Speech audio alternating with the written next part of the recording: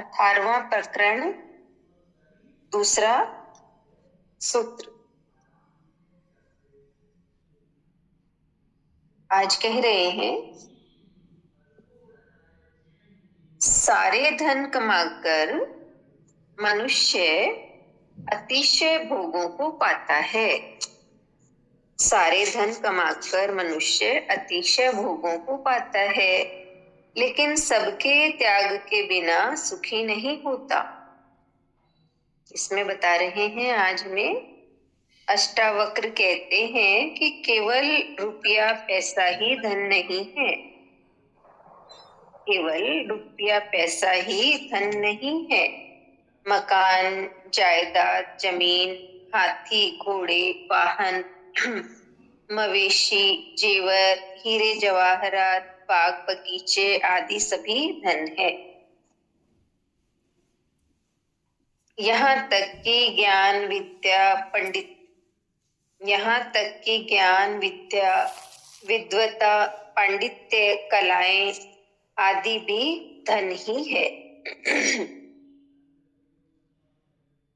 मनुष्य इन धनों का उपयोग भोग के लिए करता है अथवा इन्हें देकर अन्य सुख सुविधाएं जुटाता है। धनिकों का ये विश्वास है कि धन से सब कुछ खरीदा जा सकता है।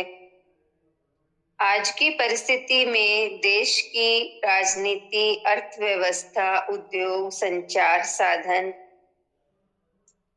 वैज्ञानिक उपलब्धियां सब धन का ही परिणाम है।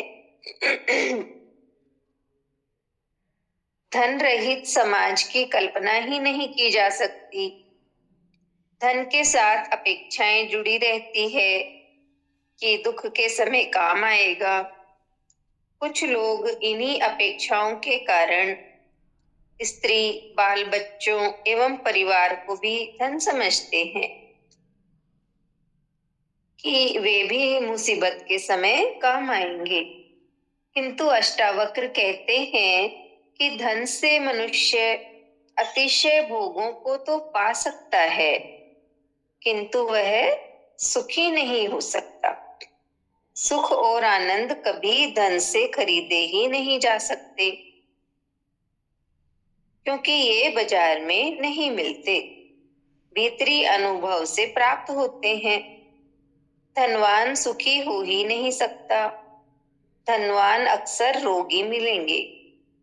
किसी का हाजमा खराब है तो किसी को मधुमेह है, किसी को अनिद्रा है तो कोई चिंता से ग्रस्त है।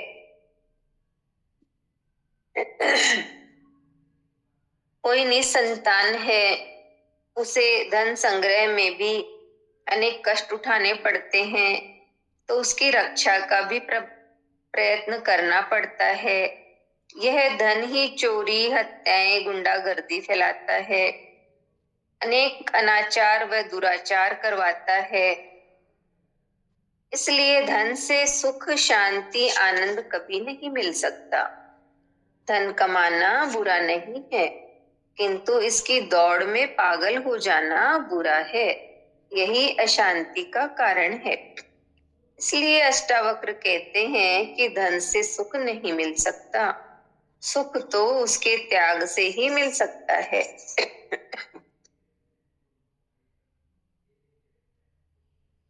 त्याग का अर्थ धन कमाना बंद करके आलसी, निकम्मे एवं भिखारी हो जाना नहीं है।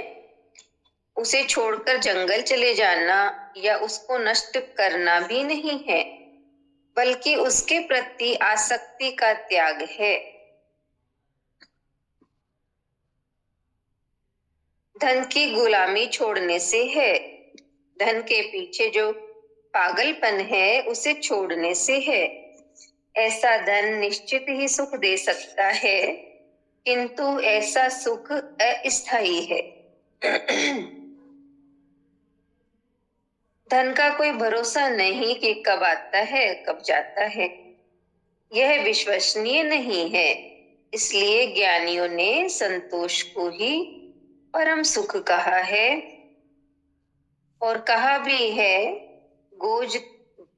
गोधन, गजधन, वाजी धन और रतन धन खान, जब आवे संतोष धन सब धन धूरी समान।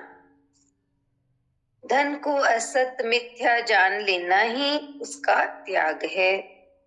इसी से संतोष, शांति एवं सुख मिलता है। सुख सुख संग्रह में नहीं है, त्याग में है। देने में जो सुख है वह लेने में नहीं है। जो समाज से कम लेता है और अधिक से अधिक देता है, वह परम सुख में परम सुखी जीता है।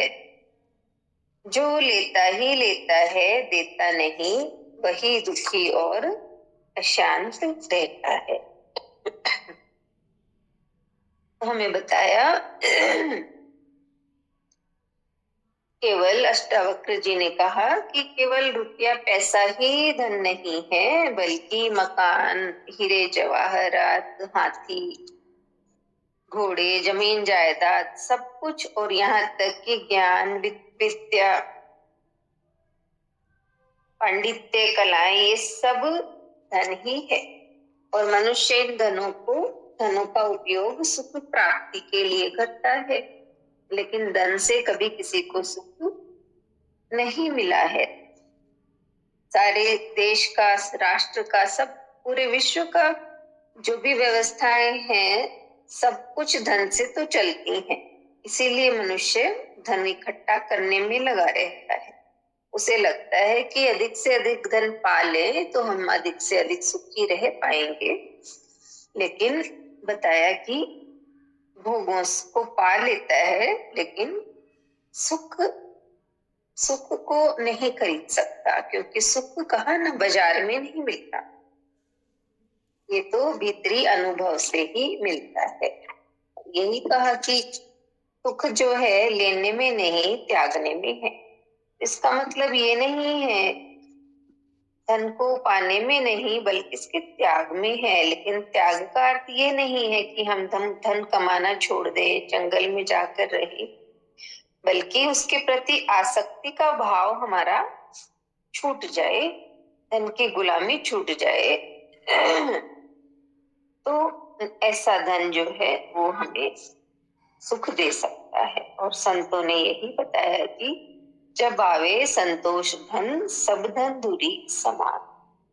इस तरह से लेसन का भाव नविता बताएंगी।